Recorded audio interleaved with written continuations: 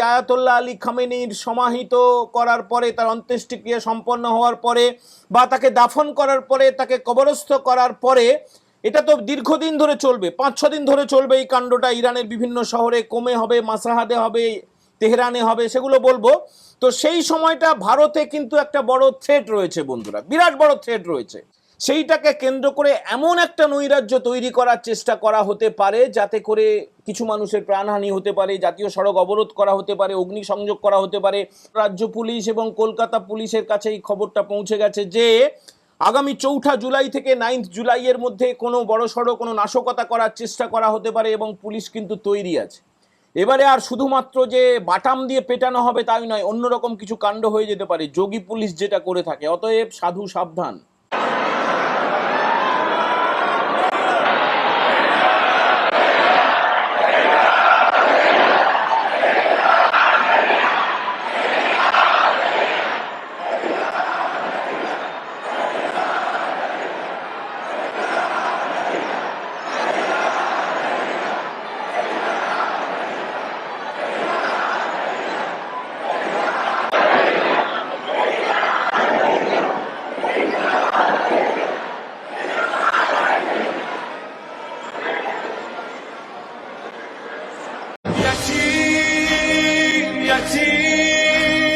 سفارش آخر پدر حسن حسین، بچه یتیما یادتون نره.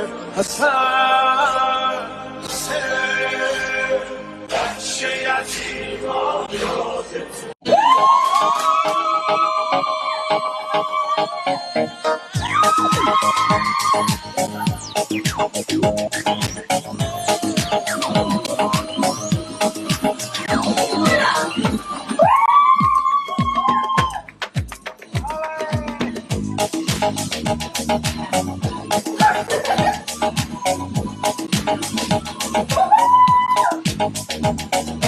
Bala tu cuerpo alegría Macarena, que tu cuerpo para dar la alegría y cosa buena.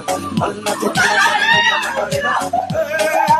জয় হিন্দ বন্ধুরা, আমি দীপঙ্কর মণ্ডল, আপনারা দেখছেন নবান্ন নিমন্ত্রণ। আপনাদের সবাইকে স্বাগত। বন্ধুরা, আপনারা সবাই জানেন যে গত 28শে ফেব্রুয়ারি চলতি বছরের আয়াতুল্লাহ আলী খোমেনি বলে একজন মুসলিম ধর্মগুরু ছিলেন, ইরানের সর্বোচ্চ ধর্মগুরু। তাকে ইসরায়েল আর ইউএসএ তারা মিলিতভাবে স্ট্রাইক করে মিসাইল হানায় নিকেশ করে দিয়েছে, অর্থাৎ তিনি নিহত হয়েছেন। ইরানিরা এবং মুসলিমদের একটা বড় অংশ, বিশেষ করে শিয়া যারা পন্থী, তারা বলছেন যে শহীদ হয়েছেন, শাহাদাত হয়েছে। এই খোমেনি সাহেব যিনি ছিলেন তাকে কিন্তু এখনো পর্যন্ত দাফন করা হয়নি, অর্থাৎ কবরস্থ করা হয়নি।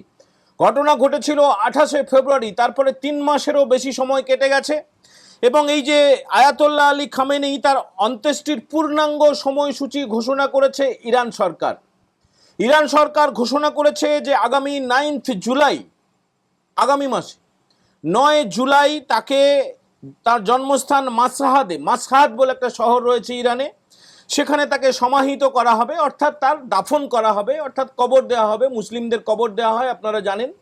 তো সমস্ত নিয়মকানুন মেনে সেটা করা হবে। সেটা হবে 132 দিন পরে। 132 দিন পরে তাকে এই কাজটা করা হবে এবং 1989 সাল থেকে ইরানের ইনি সর্বোচ্চ ধর্মগুরু পদে, অর্থাৎ এই আয়াতুল্লাহ আলী খামেনি তিনি সর্বোচ্চ ধর্মগুরু পদে ছিলেন। এবং 28শে ফেব্রুয়ারি এই ঘটনাটা ঘটলো তখন তার বয়স হয়েছিল 86 বছর। 86 বছর। প্রথমে ভিডিওটা আপনাদেরকে দেখালাম যে আয়াতুল্লাহ আলী খোমেনি তিনি কিভাবে এসছেন, তার যারা অনুরাগী তারা কিভাবে হর্ষধ্বনি করছে। তারপরে যে ভিডিওটা দেখালাম খুব ছোট ছোট কয়েক সেকেন্ডে, সেটা হচ্ছে আমাদের এই ভারতের কাশ্মীরের ছবি।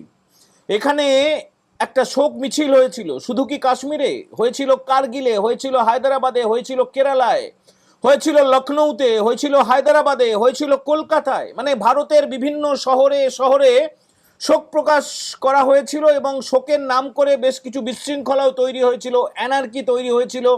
আজকে আমাদের মূল আলোচনার বিষয়বস্তু হচ্ছে এই আয়াতুল্লাহ আলী খামেনির সমাহিত করার পরে, তার অন্ত্যেষ্টিক্রিয়া সম্পন্ন হওয়ার পরে বা তাকে দাফন করার পরে, তাকে কবরস্থ করার পরে, এটা তো দীর্ঘদিন ধরে চলবে, 5-6 দিন ধরে চলবে এই কাণ্ডটা। ইরানের বিভিন্ন শহরে কোমে হবে, মাসাহাদে হবে, তেহরানে হবে, সেগুলো বলবো।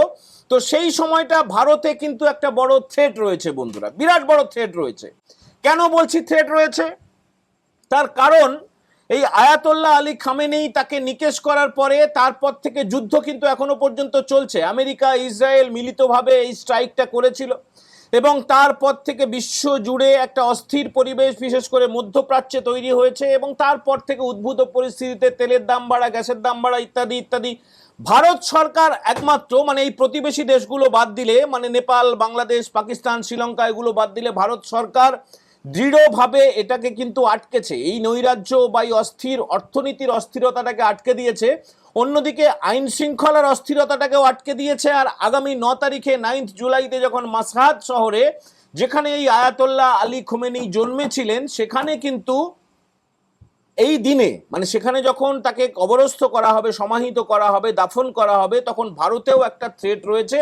সেটা গোয়েন্দা সোর্সে সেগুলো খবর এসছে। কেন্দ্রীয় গোয়েন্দারা, রাজ্যের গোয়েন্দারা সবাই কিন্তু রিপোর্টটা দিয়ে দিয়েছেন। সমস্ত রাজ্য সরকারের কাছে খবর চলে গেছে, কেন্দ্রীয় সরকারের কাছে খবর চলে গেছে।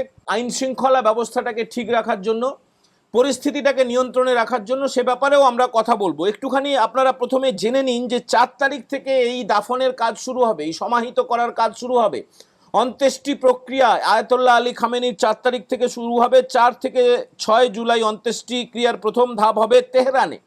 তেহরান হচ্ছে ইরানের রাজধানী, সেখানে হবে। তারপরে 7 তারিখে দ্বিতীয় দফায় অন্ত্যেষ্টিক্রিয়া হবে কোম শহরে। কোম শহরটা হচ্ছে বলা হয় ইরানের বুদ্ধিজীবীদের শহর, সেখানে বিশ্ববিদ্যালয়, শিক্ষা দীক্ষা। কোম শহরেই কিন্তু এই আয়াতোল্লাহ আলী খামেনি পড়াশুনো করেছেন ছোটবেলায়। তারপরে 7 তারিখে হয়ে গেল। 8 তারিখটা একটুখানি স্টপ থাকবে, তারপরে তাকে প্রায় 1000-1500 কিলোমিটার দূরে নিয়ে যাওয়া হবে। খামেনির দেহ নিয়ে যাওয়া হবে মাসহাদ শহরে। মাসহাদ শহরে নিয়ে যাওয়ার পরে সেখানে তার অন্ত্যেষ্টিক্রিয়া হবে এবং বিশ্ব জুড়ে একটা প্রতিক্রিয়া তৈরি হতে পারে। ইতিমধ্যে এটা এক্সপেক্টেড। দেখুন, মুসলিমদের শিয়াপন্থী একজন সর্বোচ্চ ধর্মগুরু তিনি নিহত হয়েছেন এবং তার অন্ত্যেষ্টিক্রিয়া হবে। কোটি কোটি মানুষ সেখানে যোগ দেবেন, এটা নিয়ে আমাদের কোনো সন্দেহ নেই। কিন্তু এ কথাও মনে রাখতে হবে, আমরা ভিডিও ক্লিপের একটা অংশে দেখিয়েছি কয়েক সেকেন্ড, যে প্রচুর মানুষ, বিশেষ করে মহিলারা কিন্তু উল্লসিত হয়েছিলেন। 28 তারিখ যখন এই আলী খোমেনির এলিমিনেশনের খবর এলো গোটা বিশ্ব জুড়ে, একদিকে যেমন শোক দেখা গিয়েছে, অন্যদিকে কিন্তু দেখা গিয়েছে যে হর্ষধ্বনি। প্রচুর মানুষ রাস্তায় নেমে এসছেন, মহিলারা। তার কারণ এই যে আলী খোমেনি তিনি খুব কট্টরপন্থী ছিলেন, মহিলাদেরকে তিনি বোরখায় রাখার কথাই পরামর্শ দিয়েছিলেন এবং এই যে লিবারেল ব্যাপারটা, মুক্ত চিন্তা, মুক্ত পোশাক, এগুলোর তিনি বিরোধী ছিলেন এবং তিনি নারী বিরোধী ছিলেন।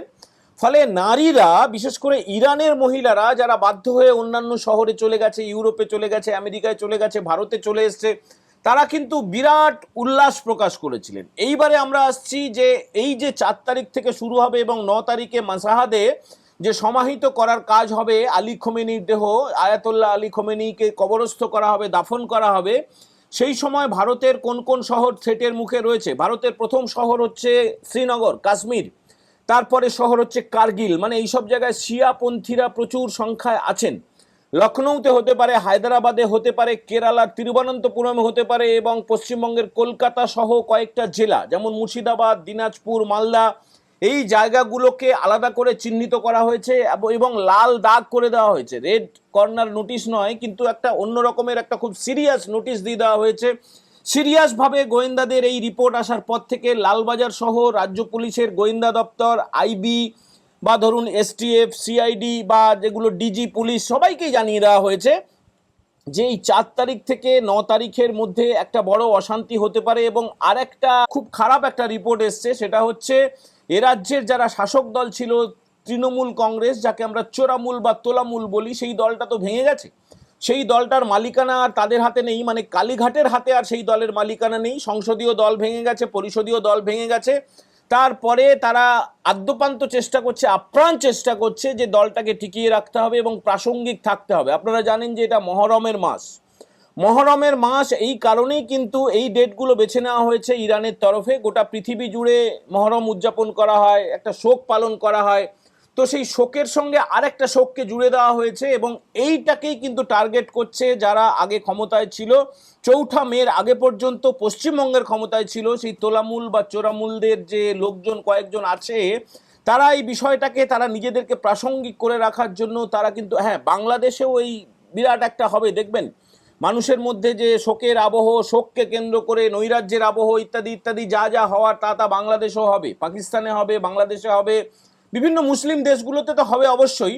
এবং এই বাংলাদেশের জামাতিদের সঙ্গে যেহেতু তৃণমূলের একটা প্রবল যোগাযোগ রয়েছে, বিরাট যোগাযোগ রয়েছে, অচ্ছেদ্য যোগাযোগ রয়েছে, তো তাদের সঙ্গে আবার নতুন করে এই মহরমের মাসে এই যে আয়াতুল্লাহ আলী খোমেনির যে দাফন ক্রিয়া হবে, অন্ত্যেষ্টি ক্রিয়া হবে, সমাহিত করা হবে, সেইটাকে কেন্দ্র করে এমন একটা নৈরাজ্য তৈরি করার চেষ্টা করা হতে পারে যাতে করে কিছু মানুষের প্রাণহানি হতে পারে, জাতীয় সড়ক অবরোধ করা হতে পারে, অগ্নিসংযোগ করা হতে পারে, পাথর বৃষ্টি করা হতে পারে। কিন্তু কিন্তু কিন্তু এইবারে আসল পয়েন্ট, গোয়েন্দাদের কাছে যেহেতু রিপোর্টটা চলে এসছে, যারা যারা দেখছেন বা যারা যারা যদি কেউ এরকম কিছু মনের মধ্যে ইচ্ছা থাকে, যদি আপনাদের এই যে ধর্মগুরু আয়াতুল্লাহ আলী খোমেনি এলিমিনেশন বলুন, শহীদ বলুন, নিকেশ বলুন, যাই বলুন না কেন, নিহত তো হয়েছেন, তার ফলে যদি মন দুঃখে কেঁদে ওঠে, খুব কষ্ট হয়, তাহলে বাড়িতে বসে সেই শোকটাকে উদযাপন করুন। খবরদার খবরদার রাস্তায় বেরোনোর চেষ্টাও করবেন না, একবারের জন্য রাস্তায় বেরিয়ে কোনো নৈরাজ্য তৈরি করার চেষ্টা করবেন না। তার কারণ রাজ্য পুলিশ এবং কলকাতা পুলিশের কাছে এই খবরটা পৌঁছে গেছে যে আগামী 4 জুলাই থেকে 9 জুলাইয়ের মধ্যে কোনো বড়সড় কোনো নাশকতা করার চেষ্টা করা হতে পারে এবং পুলিশ কিন্তু তৈরি আছে। এবারে আর শুধুমাত্র যে বাটাম দিয়ে পেটানো হবে তাই নয়, অন্যরকম কিছু কাণ্ড হয়ে যেতে পারে, যোগী পুলিশ যেটা করে থাকে। অতএব সাধু সাবধান, ভুল করেও কেউ কিন্তু রাস্তায় বেরিয়ে নৈরাজ্য তৈরি করার চেষ্টা করবেন না, পাথর ছোড়ার চেষ্টা করবেন না, সরকারি সম্পত্তি নষ্ট করার চেষ্টা করবেন না। এবং যদি কেউ আমাদের এই এপিসোডটা দেখে থাকেন, তারা যদি তাদের বন্ধুবান্ধব, আত্মীয় স্বজন বা পরিচিত কেউ যদি ওইরকম কোনো মনোভাব নিয়ে থাকে, একটুখানি জানিয়ে দেবেন। বন্ধুরা, আজকের এই এপিসোড আমরা আর বাড়াবো না, ছোট করার চেষ্টা করছি। কেমন লাগলো সেটা কমেন্ট করে জানাবেন। যদি পছন্দ হয়, যদি ভালো লাগে, যদি মনে হয় এই বার্তাটা সবার মধ্যে ছড়িয়ে দেওয়া দরকার, তাহলে অবশ্যই আপনারা এই এপিসোডটাকে শেয়ার করবেন। যারা প্রথমবার দেখছেন তারা নবান্ন নিমন্ত্রণ চ্যানেলটা সাবস্ক্রাইব করতে ভুলবেন না, বেল বাটনে প্রেস করে দেবেন। এখনকার মতো এই এপিসোড আমরা এখানেই ইতি করছি। জয় হিন্দ, বন্দে মাতারাম।